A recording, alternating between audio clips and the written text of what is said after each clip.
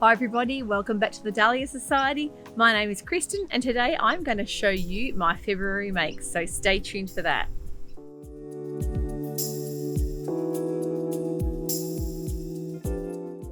Now today you might have noticed a bit of a background change. I'm actually in my dahlia patch at the moment. I've got a lot that have just opened up recently, so it's a little bit rambling, so it's just nice to bring you out here and show you where I actually grow them. Now you might remember one of my episodes with my free patterns. I made a free peppermint pattern dress, the everyday dress. I've got that on today. And this is in a musk color linen.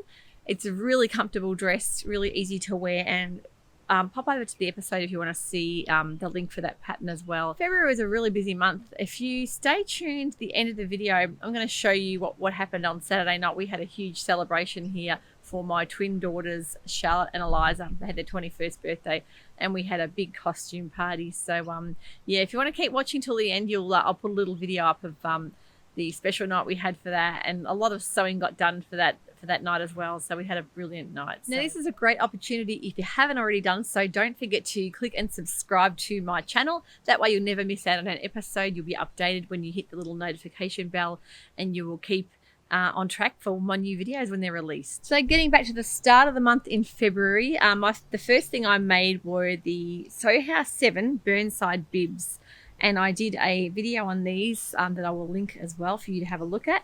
That was a fantastic, easy make pattern, beautiful to wear, really comfortable, the kind of thing that gives you a lot of confidence to wear. And I'm really interested to make those in pants as well. I think that'd be a fantastic style wide leg pant to wear for all seasons. If you don't want that bib, if you find the bib annoying, the pants themselves will be really lovely and easy to make. A little bit awkward to go to the bathroom in, but you just got to learn how to loosen those straps at the back. And it's something that if you love overalls or bib and brace, it's something that you will end up putting up with to get the look that you want. Now, I'm not going to go through every single individual make because I actually did videos for a lot of those things. One being my favorite woven top patterns, free patterns. This is in that episode as well. And I made the Peppermint Patterns wrap top. I made the Avid Seamstress drop sleeve, drop shoulder top as well. And I also made the peplum top and the ruffle sleeve top, so you can see those on that episode if you're interested in that as well. Now, another couple of my favorite garments that I made in February, I've already worn them to death. I think they're fantastic for scrap busting. That's under episode linked above as well. And these are the Harvest or the boxy top on the Peppermint Patterns website, which are free patterns as well. And I used a lot of my scrap stuff. You'll probably remember that episode. Yeah, fantastic pattern to wear. It's very easy to grade up with the sizing because the sizing's not that great, but it's very, very easy because there's no fitting on them, no darts. They're really adaptable, fantastic for using up your scraps as well. So we want to save fabric. We don't want to be parting with our bigger scraps, and sometimes you just can't find the right pattern to make that 1/2 meter up to 1 meter worth of fabric. It's just that really annoying amount which you really need is a tad more to make a top. So if you've got a couple of big pieces lying around. Now my main concern this month was getting this party up and running, and of course I had so much sewing to do. We had a mystical, magical, mythical theme night, and everyone got really involved in the costumes, and I'll put that little video out very soon for you to watch. But my costume was actually Mother Nature or Mother Earth, and I had this fabric in my stash for 4 years maybe. Now, one of my last Christmas episodes was the Suki robe I made by Helen's Closet. I actually had the red fabric in the fox print. This is the same faux silk fabric, but this has bunnies in it and leaves, and I just thought this autumnal fabric would make a beautiful Mother Nature dress. So I just thought to myself, I can do something with that. I can work with that, and I can accessorize it to make the whole autumnal, like leafy kind of looking costume come alive.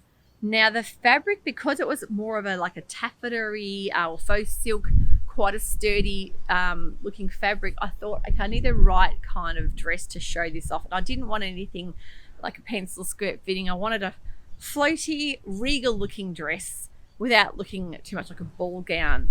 And I found the perfect dress in the Vogue, very easy Vogue. I think it's V9292. Correct me if I'm wrong, but I'll link that pattern above.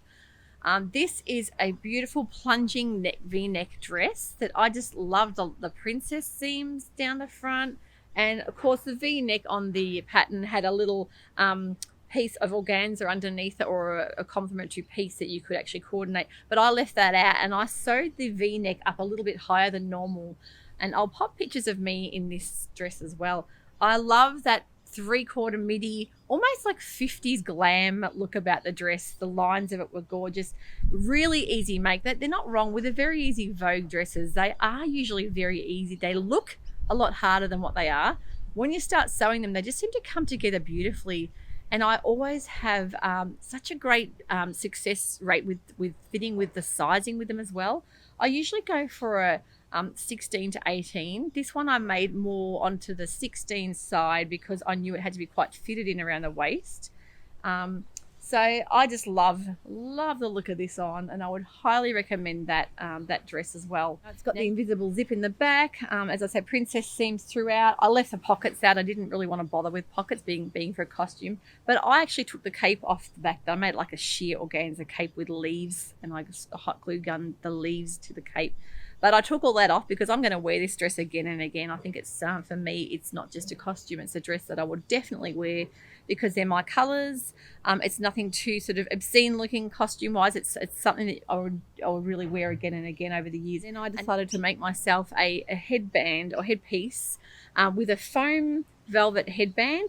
And I wrapped it in the fabric as well, the same fabric I had left over.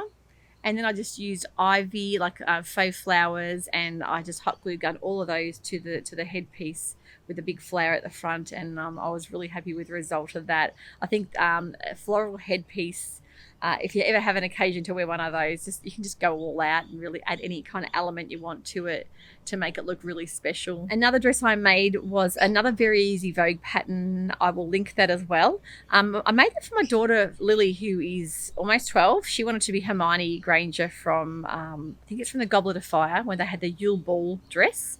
So I just took that opportunity to use the base of that dress, which is almost like a chemise style silk dress, and then I added on all the organza sleeves and ruffles, and it was quite a big poofy dress. So we had fun with that. We're doing the ribbon, and then we sort of copied all the elements with the little hair pieces and the hairstyle itself, so that came up really well on her. She's very tall for her age too, so I just used the very easy Vogue size 8 to 10 in that pattern, and it fitted her really well.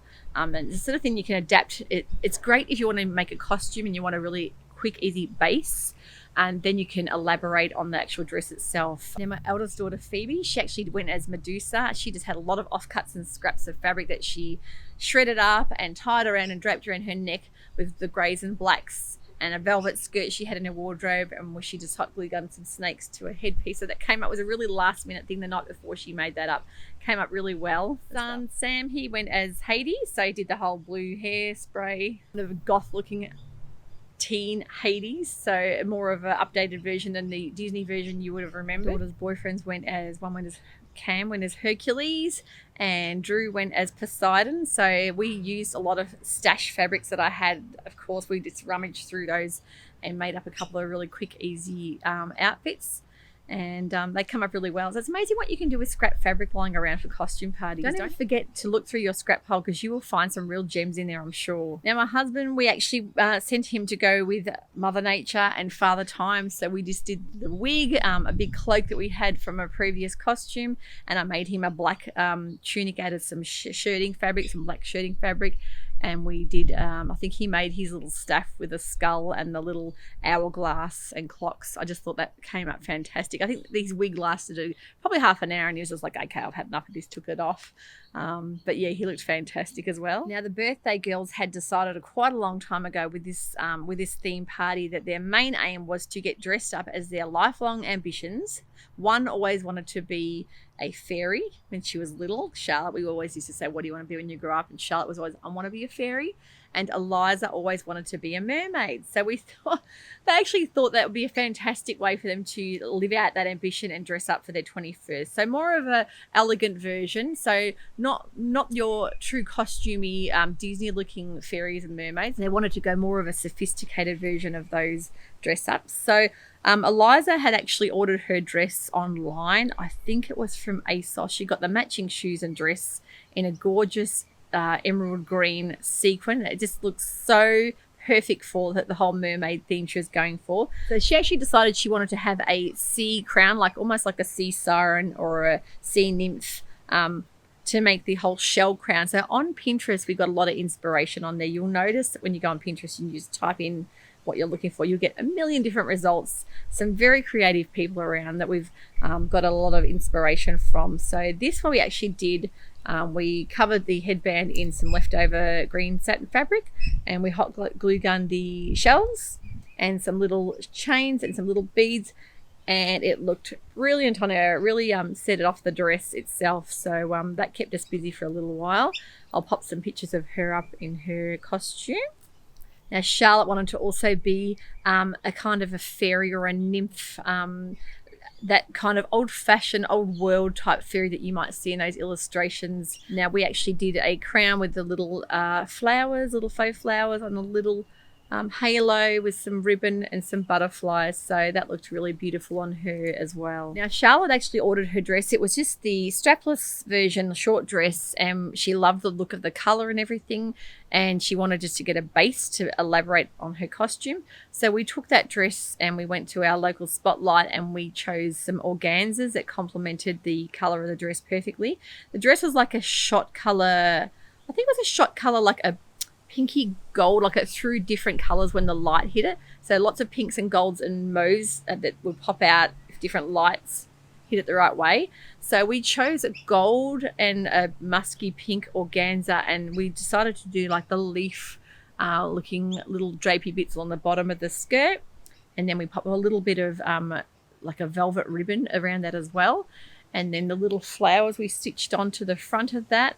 And then we just decided to put the little off the shoulder pieces in the same organza. So it really just goes to show you can exaggerate, or if you want to amplify a costume to the next level, if you don't want to sew the whole thing from scratch and you want to just use a base garment, you can definitely elaborate on that by adding different pieces that will just set the whole dress off. So it really took it to another level. So yeah, the theme of the night was mythical, mystical, magical. We had so many people turn up in so many different costumes. I was thrilled with how much people went to the effort to do that. We had the whole Wizard of Oz tribe. We had wizards, we had witches, and many types of mythological figures as well. So you'll get to see in the little video just how much trouble everybody went to.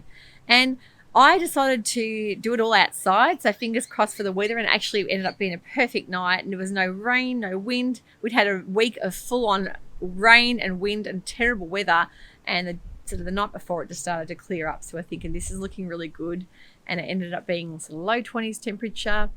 We did cheese platters and finger food, and we had a beautiful cake made by one of the girls' boyfriend's mums, which ended up being magnificent. And yeah, we was just really happy with the way it all went off. And with the decoration side of things, we just worked with what we had, being inside and outside. We went to our local Spotlight to look through the upholstery section, and I found a gorgeous, like a chiffon, almost curtaining fabric for like under $2 a metre. So I just went and got like 20 metres of that, and we worked with that and made the beautiful drapey sort of netting above with the solar lights, and put some faux flowers in bird cages and sort of tied it all together with like a fake grass runner. Really happy with how the night turned out. So a lot of stress is off me now to actually get thrown back into my regular sewing, which I'm dying to do. I'm in the process of, I've got a couple of things that are just ready to start, and I'm also looking at my autumn winter look kind of wardrobe. I might have a few plans coming up there as well. So that's all in the near future, coming out very soon. So I'm going to leave you with a little bit of footage of the night. I hope you enjoy that, and I will see you very shortly for the newest episode. So bye for now and enjoy.